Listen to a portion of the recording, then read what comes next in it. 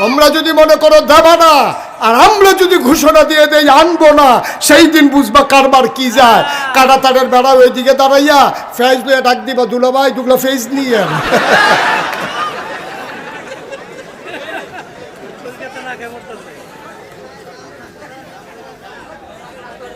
ঠিক কিনা কও?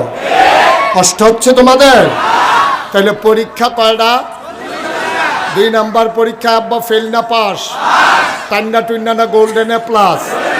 আবার 3 নাম্বার পরীক্ষা। পরীক্ষা না কয়টা মোট? আচ্ছা যে কি কারবার যায়, আমি বুধহয় 2 দিন থাকিয়ে যাওয়ান লাগবে, নমুনা খারাপ। মার হাবা কয় না? পরীক্ষা কয়টা গেল? কয়টা? 3 নাম্বার পরীক্ষা। রে আবার এই লোকটারে বসাই দেন, ধৈর্য বসাও, ধৈর্য বসাও, হ্যাঁ টান দিয়ে বসাই দা।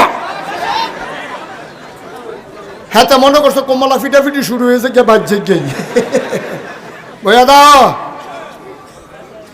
আমিন কর, জোরে কর। তাইলে 3 নাম্বার পরীক্ষা। এখন নমরুদরা যখন ইব্রাহিম আল্লাহ মানে না, নমরুদ কি খুশি না বেজার? কম না বেশি?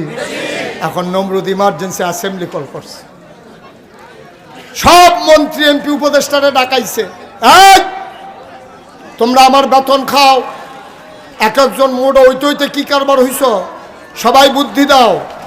ইব্রাহিমের মতো একটা ছেলের কাছে আমি হেরে যাব, সে আমার আল্লাহ মানে না, কথা কইরা আমার বিপদে ফেলায়, তোমরা আমার বুদ্ধি দাও কি করলে ভালো হয়। তো একজন গুসা খাটো, মাথায় চুল নাই, এক বুদ্ধিজীবী মার্কা উপদেষ্টা দাঁড়াইছে, দাঁড়াইয়া বলতেছে, কয় আল্লাহ আমার কাছে একটা বুদ্ধি আছে। কয় কি বুদ্ধি? কয় অবশ্যই ইব্রাহিম একজন আল্লাহ পাইছে।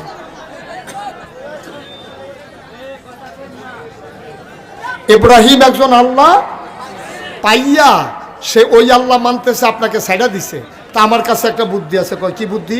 কয় ইব্রাহিমের আল্লাহটাকে যদি মাইরা ফেলা যায়, নাউজুবিল্লাহ বলবেন না, তো ইব্রাহিম আর খুঁজে আল্লাহও পাবে না, শেষ পর্যন্ত আপনাকেই আল্লাহ মানা লাগবে। নমরুদ কয় বুদ্ধি পছন্দ হয়েছে, বুদ্ধি পছন্দ হয়েছে। এই কে বুদ্ধি দিছিল? দাঁড়াও। এখন গুসা মন্ত্রী, খাটো মন্ত্রী, তো চুল নাই মাথায় দাঁড়াইছে, দাঁড়ানোর পরে বলতেছে, তুমি বুদ্ধি দিছিলে ইব্রাহিমের আল্লাহরে মারলে ভালো হয়? কয় জি আল্লাহ। কয় তাইলে তুমিই বলো ইব্রাহিমের আল্লাহ থাকে কই? সুবহানাল্লাহ কয় না? এখন খাটো মন্ত্রী বলতেছে, আল্লাহ এদূর বুঝছি যে এই মাইরা ফেললে ভালো হবে, কিন্তু কই থাকে এই কথাও বলা লাগবে, জানলে আমি প্রথম বুদ্ধিও দিতাম না। আমি কেমনে কমু কই থাকে, মাইরা লইলে ভালো হইব এটা বুঝছি। আরেকজন কয় আমি জানি কই থাকে। কয় কই থাকে? কয় আমি দেখছি আমরা ইব্রাহিমকে যখন টিটকারি মারি মস্কারা করি, তখন ইব্রাহিম দেখছি আকাশের দিকে তাকাইয়া হাত বাড়াইয়া কান্দে, তাইলে বুঝা গেল ইব্রাহিম আর আল্লাহ বোধহয় আকাশে থাকে। সুবহানাল্লাহ বলবেন না? নমরুদ ডাক দেওয়া কয়, তাইলে মারার কি কোনো বুদ্ধি নাই?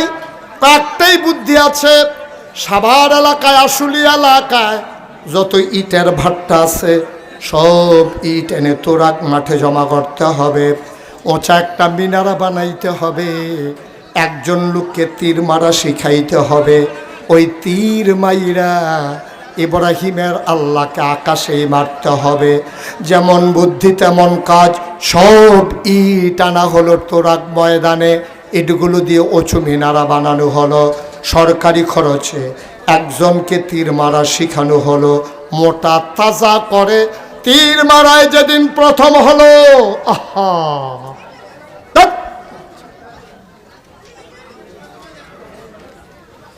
তীর মারায় যেদিন প্রথম হলো,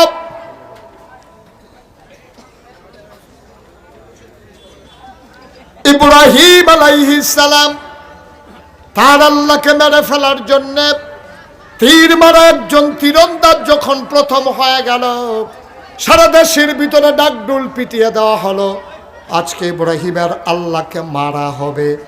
সবাই মিলে দেখতে আসলো ওই মিনারার গোড়ায়, ইব্রাহিমকেও আনা হলো, ওই মোটা লোকটারে মিনারার মাথায় উঠানো হলো, তীরের মাথায় বিষাক্ত তীর মেখে দেওয়া হলো। নমরুদ নিচ থেকে ঘোষণা করলেন, মারো তীর। ওই তীরন্দাজ মারল তীর। আমার আল্লাহ দেখে নাকি দেখে না? তারা কি কয়, আমার আল্লাহ শুনে নাকি শুনে না? যখন তীর মারা হলো, আল্লাহ ডাক দেয়া কয়, জিবরাইল, ও জিবরাইল কই? আল্লাহ, আমি তো এখানেই আছি। কয়, তোমরা বলছিলা মানুষ বানাবেন না, আমি আদর করে মানুষ বানালাম, ওরা আমাকে তো আল্লাহ মানলই না, আবার আমাকে মারার জন্য তীর মেরেছে। তাড়াতাড়ি কর, তাড়াতাড়ি করে তীরটারে ধর, তীরের মাথায় একটু তাজা রক্ত লাগাইয়া নমরুদের সামনে তীর ফেরত দে, খেলতে যখন চায় খেলা জমাই দে। তীর ফেলা হলো, তীর যখন ধরলো, টপ টপ টপ টপ করে তাজা রক্ত পড়তেছে। নমরুদ ডাক ডাক, ইব্রাহিম, আমি মনে করেছিলাম আল্লাহ নাই, ছিল, সামান্য একটু আগে মারা গেছে। এই যে তীর, নাউজুবিল্লাহ বলবেন না? এই যে দেখো না, ফোটা ফোটা রক্ত পড়তেছে, ছিল, তবে এখন মারা গেছে। ইব্রাহিম আলাইহিস সালাম আস্তে করে মাথা নিচু করে ঘরে চলে গেলেন, অজু করে সেজদায় পড়ে গেলেন। তিনি সেজদায় গিয়া আল্লাহকে ডাক দেখো, আল্লাহ এরকমই করো, এসব কাজে করো না। এমনি ওর বাহিনীর লোকে পারি না, র্যাব, গোয়েন্দা, দলীয় ক্যাডার, তারপরে গোয়েন্দা সব আছে, এমনি কুলাইতে পারি না, মামলার ভয়ে লুকাই লুকাই থাকা লাগে। এর ভিতরে আবার তীরের মাথার ভিতরে দিছ রক্ত লাগাইয়া, এখন আমি কি করব? আল্লাহ ডাক দেয়া কয়, ইব্রাহিম রে, তোমার কাম তুমি করবা, আমার কাজ আমি করব। তোমার কাজ তুমি চালাই যাও, আমার কাজ আমি করব। ইব্রাহিম আলাইহিস সালাম আবার দিন রাত আল্লাহর পথে মানুষকে ডাকে। আবার দেখা গেল ওই নমরুদ যে মানুষ আল্লাহকে মাইরা দেখাইলো, তারপরে ইব্রাহিম আরো বেশি বেশি ডাকে, ইব্রাহিমকে দমানো গেল না, ঠিক কিনা? এটাই হয়, যুগে যুগে এটাই হয়। মনে রাখবা, অন্যায়ভাবে জুলুম করে, নির্যাতন করে, ইচ্ছে করলেই ক্ষমতার মসনদ পাকাপুক্ত করা যায় না। অতীতেও হয় না, আজকেও হবে না।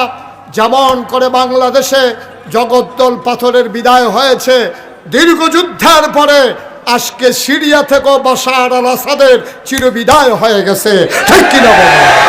এটাই হচ্ছে মুক্তিকামী জনতার বিজয়। এভাবেই হয়, এভাবেই হয়। সুতরাং আজকের এই ঘটনা থেকে আমাদেরকে শিক্ষা নিতে হবে।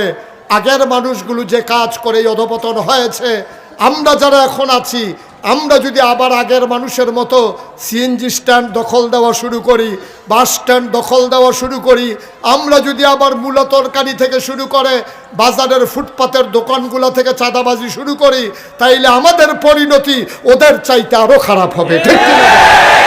এটা থেকে শিক্ষা নিতে না পারলে জনমের ধরা খাইবা। এই কাজের দিকেও যাবা না।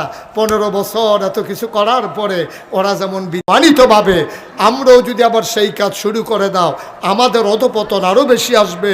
কারণ ওরা রক্তের উপর দিয়ে আসে নাই, কিন্তু আমরা 2024 সালে 2000 ছাত্রের রক্তের উপরে আমরা বেঁচে আছি, ঠিক কিনা বলো? এই রক্তের অভিশাপ তুমি সইতে পারবা না, এই রক্তের ঝাঁজ তুমি সইতে পারবা না। রাতের অন্ধকারে সারাদিন চাঁদাবাজির পরে তুমি যখন ঘুমিয়ে যাবা, স্বপ্নের মাঝে তোমাকে আবু সাঈদ এসে ডেকে বলবে, ও চাঁদাবাজ, আমি এই জন্য আমার জীবন দেই নাই, ঠিক কিনা বলো? মুগ্ধ এসে তোমাকে ডেকে ডেকে বলবে, ও তো কন্ট্রাক্টর, তুমি রোডের বদলে ব্রিজের ভিতরে বাঁশ ঢুকাইতে আসো, এই জন্য আমি পানি পানি করে জীবন দেই নাই, ঠিক কিনা বলো?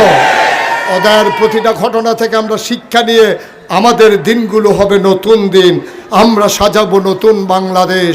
আর ভারত না, গোটা পৃথিবীর সকল পরাশক্তি মিলেও বাংলাদেশকে চোখ রাঙানো সহজ, কিন্তু দমিয়ে দেওয়া সহজ না, ঠিক কিনা বলে? এই বদ্বীপের মানুষগুলো 56,000 বর্গ মাইলের মানুষ, আর টেকনাফ থেকে তেঁতুলিয়া, অরূপসা থেকে পাথুরিয়া, এই মানুষগুলো কখনো পরাজয় মানে না, ঠিক কিনা বলো?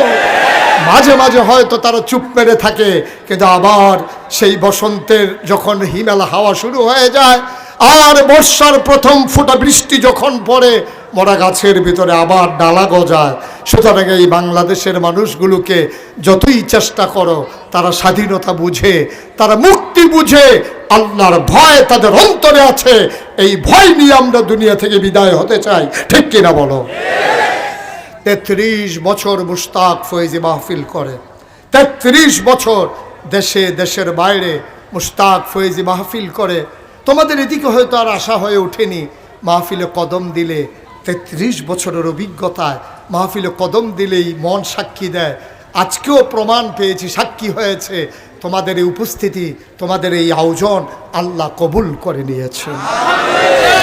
এই কবুল হওয়া মাহফিলটাতে আমরা একটা লুকও যাব না, সবাই কোন আমিন। একটা লুকও উঠবো না, একটা লুকও যাব না।